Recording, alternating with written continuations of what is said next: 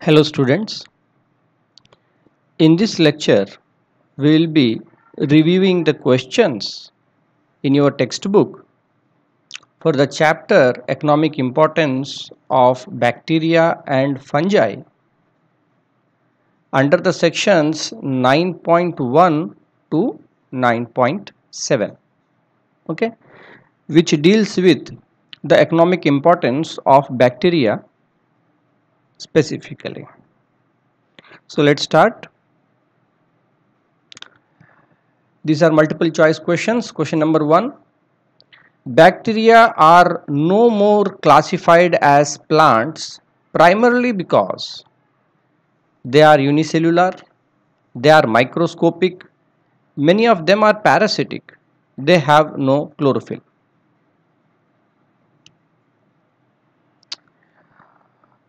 Why are bacteria no longer classified as plants?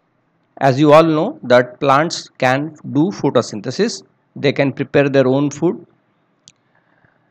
In bacteria also we have certain species that can perform photosynthesis. They have chlorophyll. We call those chlorophylls as bacteriochlorophyll. Okay.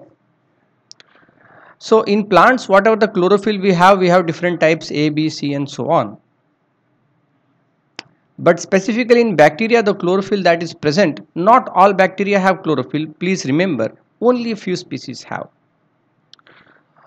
So for it to be classified as a plant, it should be capable of photosynthesis. So if a few species are capable of photosynthesis, then you should consider them as plants. But we do not consider them as plants. Why? Among the options that are given here, the best option is D, that they have no chlorophyll. Okay. It is true that bacteria do not have chlorophyll, but they have a special type of chlorophyll. Few of these bacteria have a special type of chlorophyll that is called bacteriochlorophyll. But most importantly, bacteria are what? Prokaryotes. Okay, and plants are eukaryotes.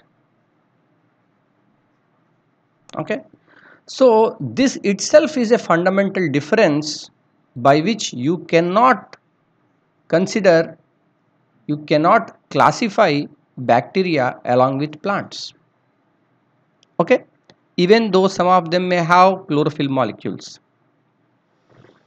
Okay, so the best answer to this question would be that bacteria are prokaryotes and therefore they cannot be classified with plants, which are eukaryotes.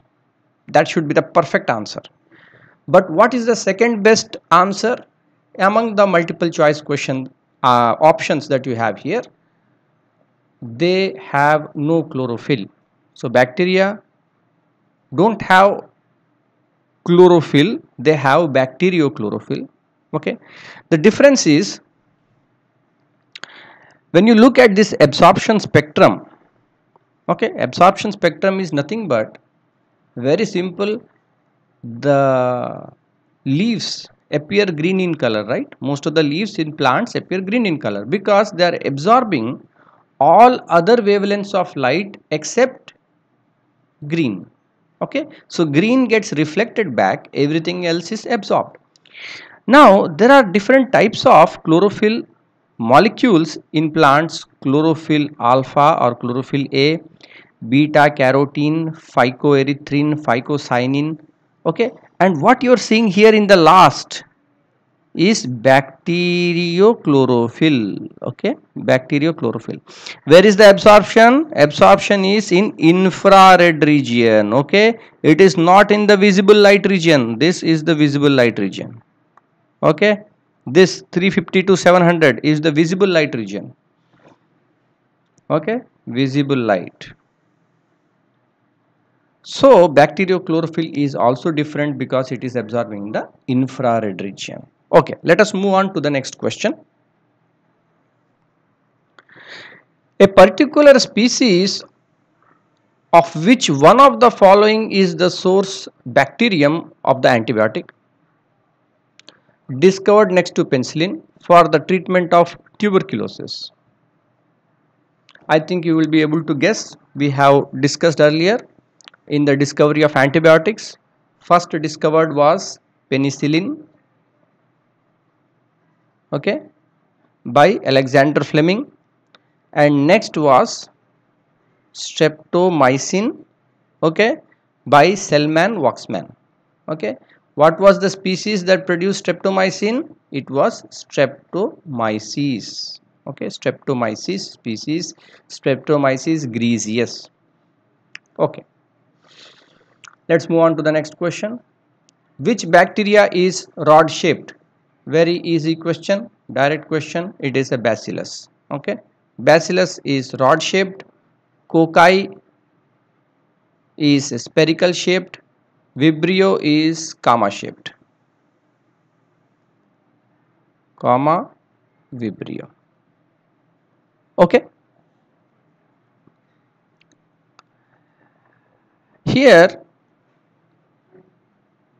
we also want to highlight one thing by which most of the students they get confused between strepto and staphylo.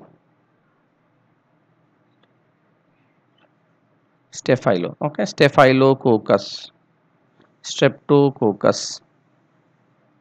Okay, so staphylococcus is a cluster or chain, or streptococcus is a cluster or chain.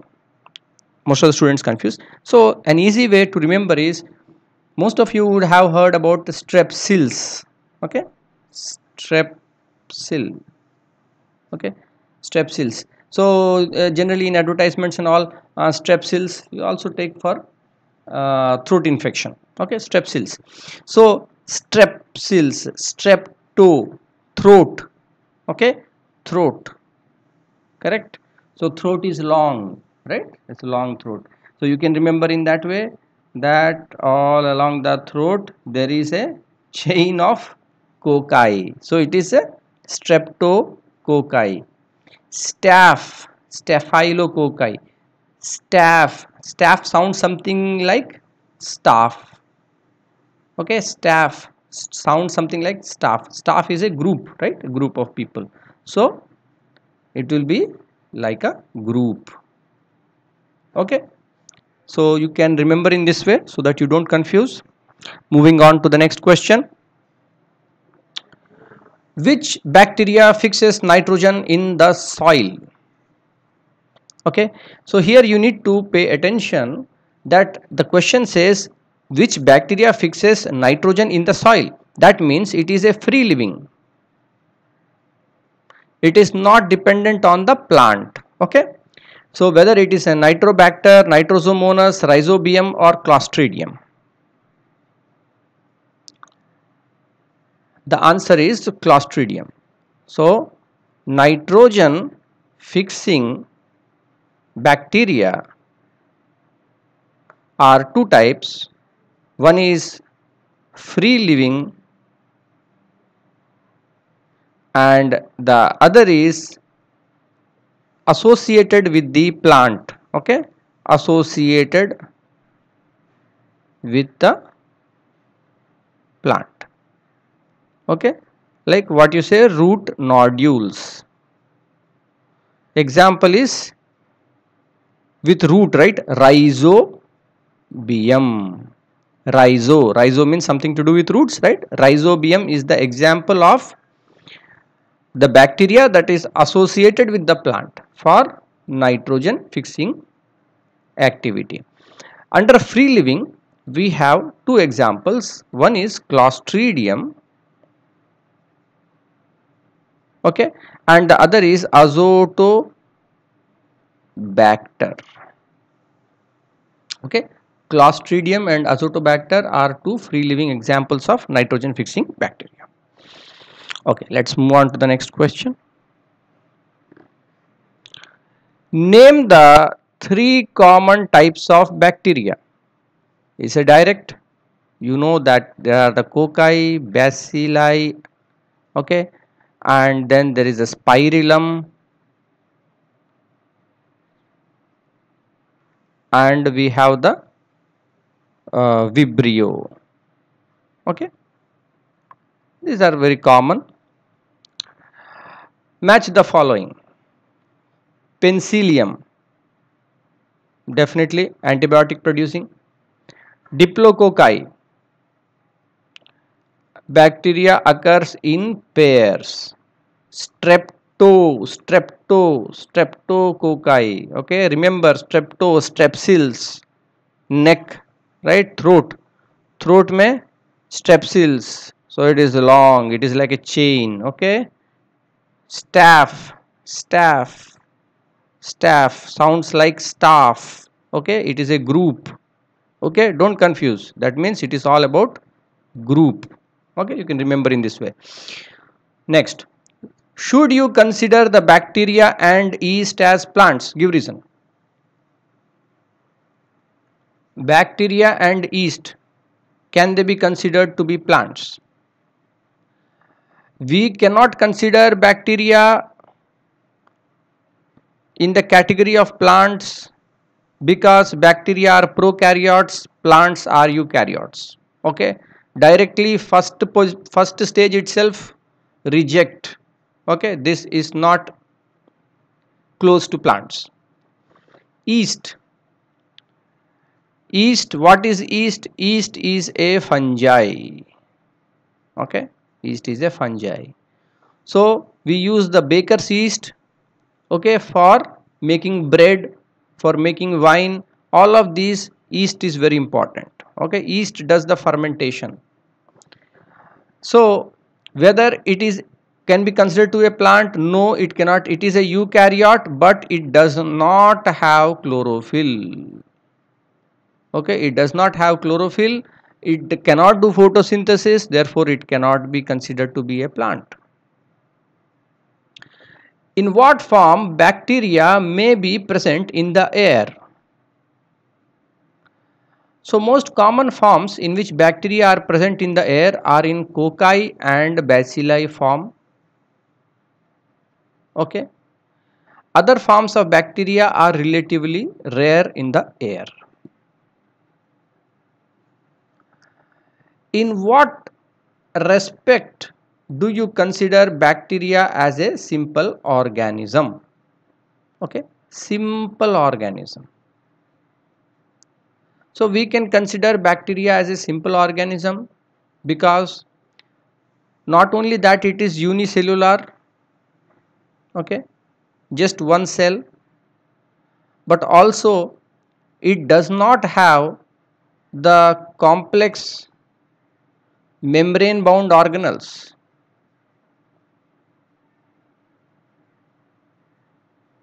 Membrane bound organelles are absent, right? But in eukaryotes we have a lot of membrane bound organelles like mitochondria, Golgi, endoplasmic reticulum, so on, right? But here there are no membrane bound organelles. That is also very means that it is very simplistic. Also, if you look the DNA, it is just a single chromosome, single circular chromosome. But generally if you look at eukaryotes, they have many chromosomes. Okay, mostly they will be linear chromosomes, they are many chromosomes.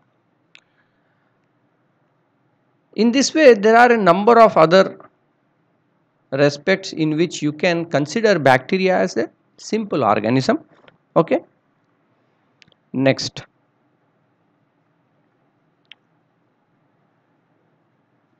we missed a question in between. Why is spore formation in bacteria not considered to be a form of reproduction? Okay, why spore formation in bacteria is not considered to be a form of reproduction? So here you can see that this is a bacilli, right? It is a rod shaped bacteria, and inside that there is this spore, okay, bacterial spore. This is a microscopic image, electron microscope image of the bacterial cell inside which there is a spore. Now what is reproduction? Right, in reproduction, one parent or more than one parent, okay, they are combining to form the next generation, okay, that is a sexual reproduction. But if it is asexual reproduction, there is a single parent who can give rise to more copies, okay, zyada se zyada it will make its own copies. But here what you are seeing, that one cell gave rise to one spore, and that spore is inside, okay, and it is getting nourishment. So what is the end product? One cell gave rise to one cell. Is it reproduction? No. Okay, did it make copies? No. So if one cell is making more copies of itself, okay, then we can say that it is a reproduction. Okay. Okay, let's move on to the next question. What is the difference between decay and putrefaction? Putrefaction, putrid, it's a putrid smell. Okay, putrid means rancid, it is a very bad smell. Okay, so decay means decomposition. Okay, so decomposition by bacteria or other microorganisms is a process in which there is not much foul smell generated. Okay, but putrefaction, it involves a lot of bad smell is generated. Okay, it can be a highly anaerobic process. Okay, next, what is the difference between pasteurization and sterilization, okay, of foods and objects and equipment? We have discussed earlier that pasteurization is generally done for milk and fruit juice, this kind of liquids. Sterilization means what? Sterilization, sterilization. Okay, sterilization means it is coming from the word sterile. Can there be partial sterilization? Sterilization is always absolute. Okay, 100%. Means after sterilization there will not be even a single bacteria or microorganism that is surviving. Okay, so the term sterilization is a absolute term, absolute. Okay, there can, if it is 99.9% of the bacteria are killed, okay, like you see in the advertisements, take any kind of disinfectant like Dettol or Savalon or something like that, they show down it is written as, observe carefully, 99.9% bacteria are killed. Okay, what is that? Is it sterilization? It is not sterilization. You can use sterilization only when 100% of the microorganisms are killed. Otherwise what you will say, it is disinfection. Disinfection. Okay, so what we are using these days is sanitization.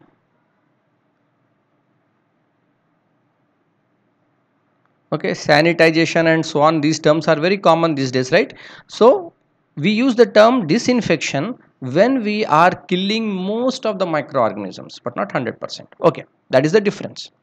So pasteurization, in pasteurization it is, we are not holding at boiling point, we are holding around 60 degrees and on for a certain period of time, so that most of the microbes will be killed, and after that we will chill it.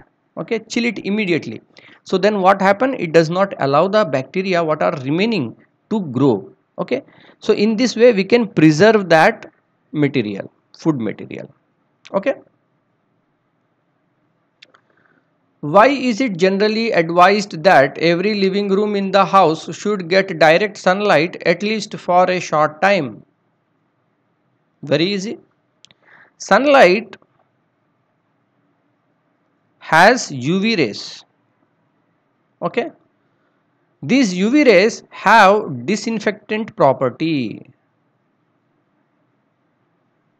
They have a disinfecting property. Okay. They can kill the microorganisms. Okay. So that is why we say that even for some time, if the living room of the house should get some direct sunlight. Okay. So it has a general purifying, disinfecting property. Would there be any bacteria in an aquarium? Yes, definitely there will be bacteria in the aquarium, because bacteria will survive in water, in air, on soil. Okay, all these places the bacteria survives. Okay.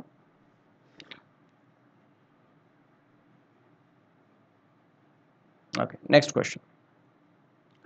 Both bacteria and yeast reproduce by asexual method. But how does this method differ in them? Bacteria and yeast. Okay. Both have asexual method of reproduction. They also have sexual method. Asexual method of reproduction is there in both bacteria and yeast. What is the difference? In bacteria, one bacterial cell is going to divide into two bacterial cells. Okay. In this we say that it is a binary fission. Okay, we say it is the fission. In yeast, when there is this one yeast cell, okay, what will happen? It will form a small bud like this. Okay, it will small bud, and after that this bud will become enlarged. It will receive its copy of DNA. Okay, and then they will separate. This is not binary fission, this is called budding.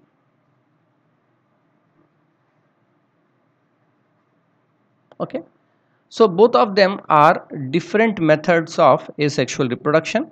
In bacteria it is called fission, okay, binary fission, and in the case of yeast, which is a eukaryote, there is a bud that is formed, and that will again become big and it will separate from the mother cell. This process is called budding. Next, describe the role of microorganisms in industrial production. In your textbook already two examples have been given: the importance of bacteria in the tea curing and in leather industry. Okay, it is used for the treatment of the hides to remove the. There are also many other importance of the microorganisms industry.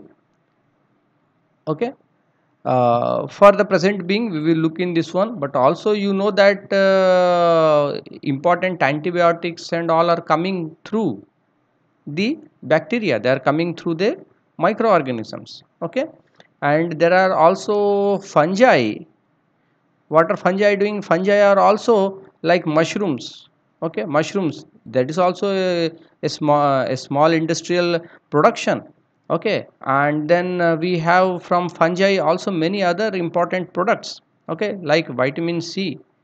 You know, vitamin C commercially is coming from fungi. Okay, so there are many such examples.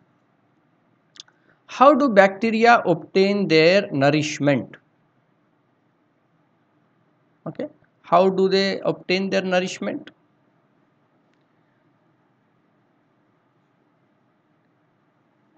Suppose it is a typical bacterial cell, and what kind of tropism is found in bacteria, whether it is autotrophic, heterotrophic, saprotrophic. Okay, of course under heterotrophic we have mainly it is autotrophic or heterotrophic. Bacteria can be both autotrophic and heterotrophic. Okay, few of the bacteria are also autotrophs. Okay, they have chlorophyll like we discussed earlier, bacteriochlorophyll. Okay, and there are also without chlorophyll also they are able to do chemosynthesis. Okay, using chemicals also they are able to do their synthesis. Heterotroph means they need some external nutrition for their growth. Okay, so this can be also saprophytes. Saprophytes means they are depending upon dead and decaying material. Okay, so there are such a diverse ways in which bacteria can obtain their nourishment. Different methods are there. Describe any two uses of bacteria in industry. Okay, so I think most of you will be able to guess this. It is a very, it's already given in your textbook. Bacteria can be used for different things in the industry, like we have already seen in the tea industry, leather industry, and for the production of antibiotics. Okay, and for the production of using recombinant method, it is for the production of insulin. Okay, all these kind of things, so many are there. What are antibiotics? Name any two examples. So it is a direct question. What are antibiotics? Antibiotics are the chemical compounds that will kill the specifically some kind of microorganisms. So our main idea is that it should kill the pathogenic microorganisms. Two examples, we have the penicillin, streptomycin. Okay, best examples. Is tinned and sealed food always safe to eat? Give reason in support of your answer.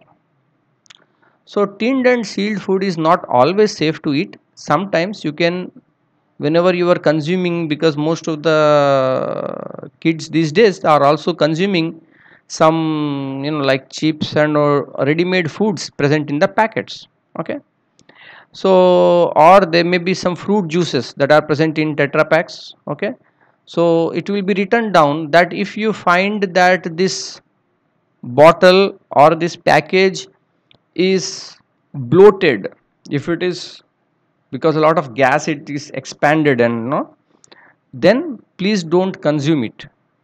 Okay, please return that packet.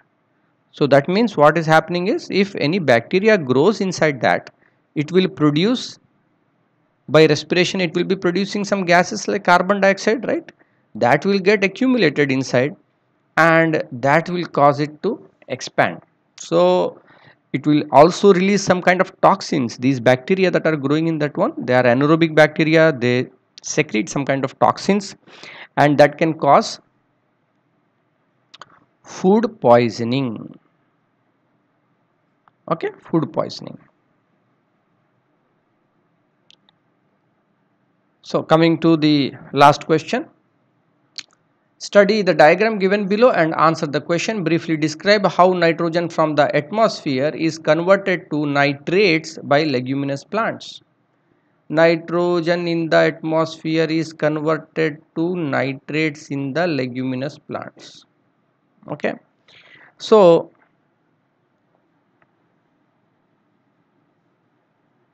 nitrate, okay, N2 is converted to NO3 minus, nitrate. What is this? This is called nitrogen fixation, correct? And we are telling specifically leguminous plants. So leguminous plants will have root nodules.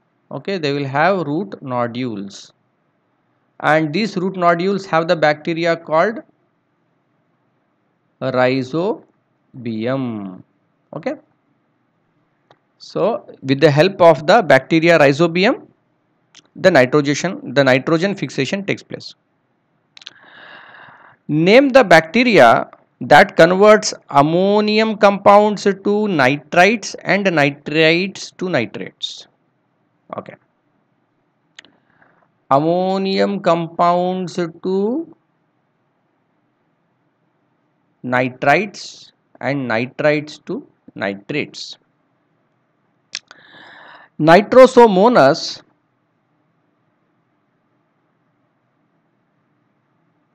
does the ammonium to nitrite conversion, and Nitrobacter does the nitrite to nitrate conversion. Generally most of the students confuse here. How to remember? So you can see 8 nitrate 8. Which bacteria is doing this one? Nitrobacter B, bacter A8 AB. Okay, so conversion of nitrate from nitrite 8 is from B, that is Nitrobacter. The conversion of nitrite from ammonia ite is from Somonas. Okay, Nitrosomonas. So you can use some kind of tricks like that, and you always try to remember and not confuse in this kind of closed terms. Okay, state how the nitrates in the soil get converted to nitrogen of the atmosphere. Nitrate converted into nitrogen gas of the atmosphere is known as denitrification. Correct?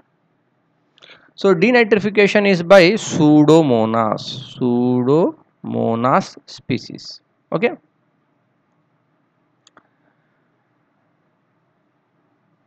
What is the role of plants and animals in the formation of ammonium compounds? Okay. So when we provide the plants with the nitrogen, okay, either in the form of nitrates, because nitrates is the most assimilable form for the plants. It assimilates nitrogen in the form of nitrate. So what it does with it?